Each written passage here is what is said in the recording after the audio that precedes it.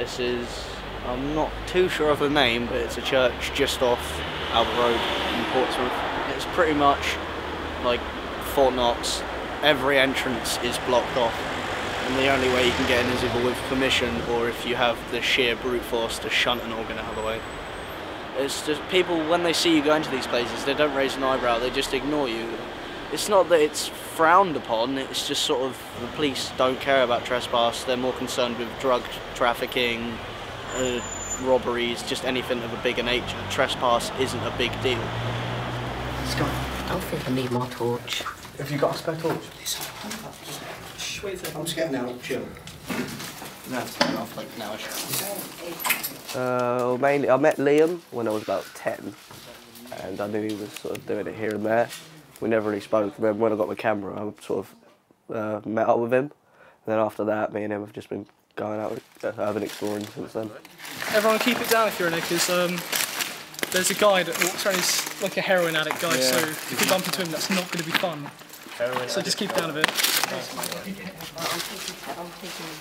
My dad bought me a camera for like my 16th birthday, and it was a Fujifilm Finepix S5-800, and yeah, got really attached to that really quickly. And I've always loved photography. When I got a little bit older, I bought a proper camera for myself, and just from then on, I've just tried to upgrade and get better and better. This is our training.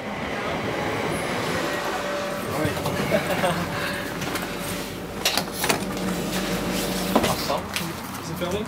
Yeah. Yeah, that's definitely an entrance. There we go.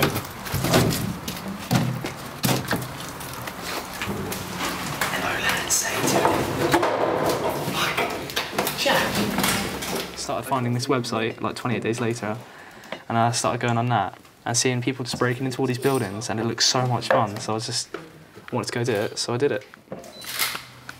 At one point, 28 days later, I had over 100,000 members, and that's dropped down to 5,000, where it was a craze at one point, and now it's just dropped right back down. So it might have another peak and become mainstream again. But at one point, there was a big article in the paper about it. It was The Sun. It was a double-page spread on urban exploring, like pretty much. I think it had Chernobyl and various other places around the world. But at the moment, it's fairly small time. It's nothing mainstream, really. I like it being small because it's sort of a select few people that do it. It's not like, oh yeah, everyone, because if everyone does something, it gets overdone to the point where it's not interesting anymore. But if it's only a select few do it, it's more interesting, I find. People like me probably would stop because it wouldn't be as unique or special anymore and different.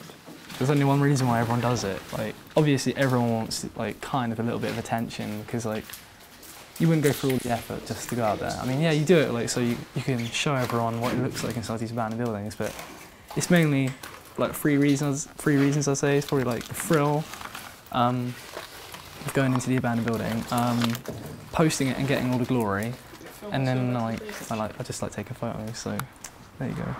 Okay, well we're just leaving now because came across like some kind of hobo's den, I don't know, slash crack den. It could Basically, be. Yeah. It was up there on the second floor, Yeah. so Closed, drink, beds.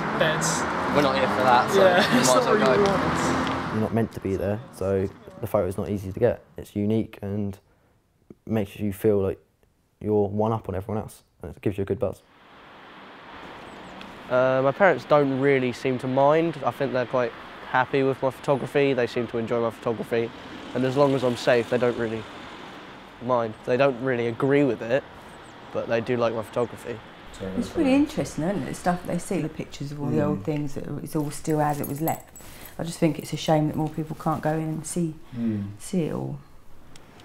Basically, I just think the dereliction is beautiful, and it's just sort of a way for me to document what it's like at the moment and what it used to be like, in a way. I'm just sort of making history of certain buildings.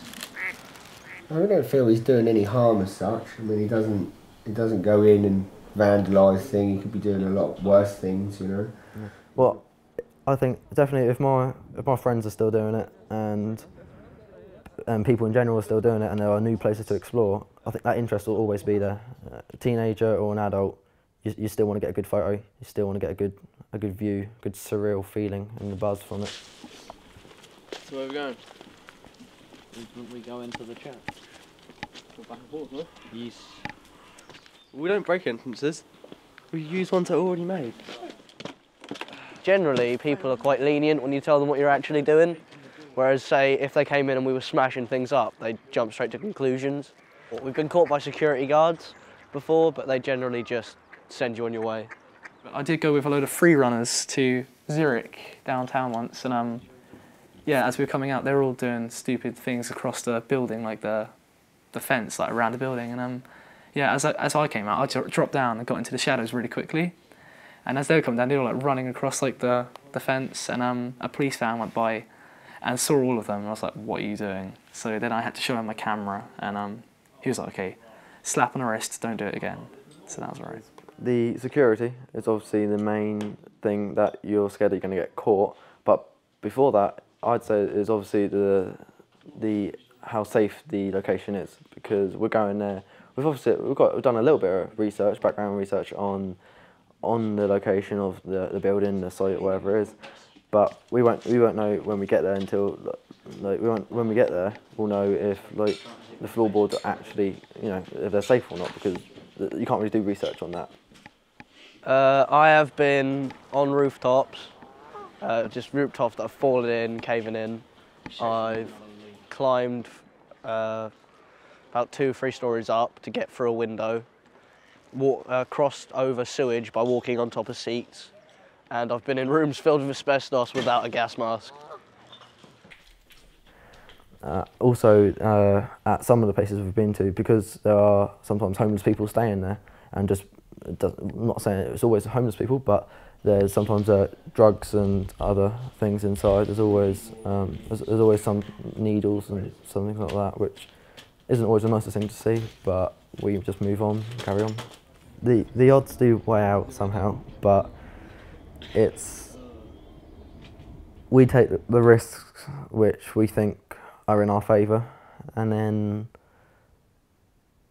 by doing so we get the good shots, but I don't know, we try not to think about it too much, because then we might think not to.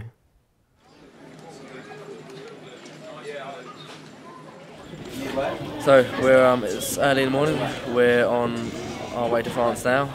We're sitting on ferry, as you can see. We're going to get into Caen a couple of hours now, and we have a long train to Lille, of which today we'll seek out the mill, see what it is, see how it's like, we'll see how it goes.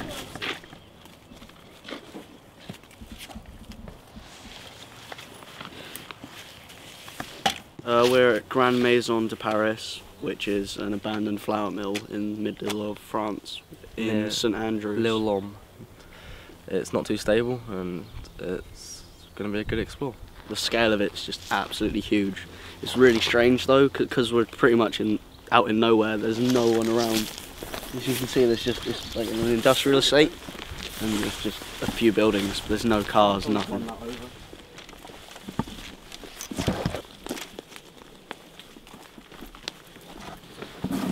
So we've travelled a good 3 miles, walking today, probably more than that, but we've travelled on ferry, 2 trains, very expensive taxi.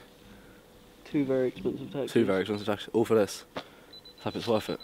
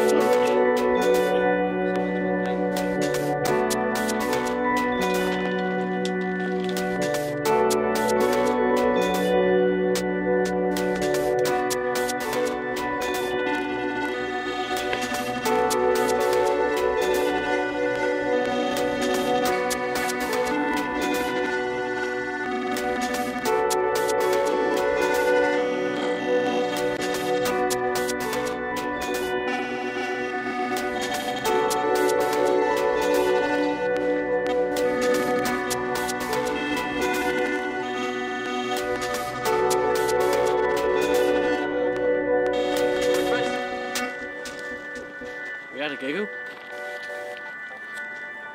We are on a mission to take a photo of the entire place.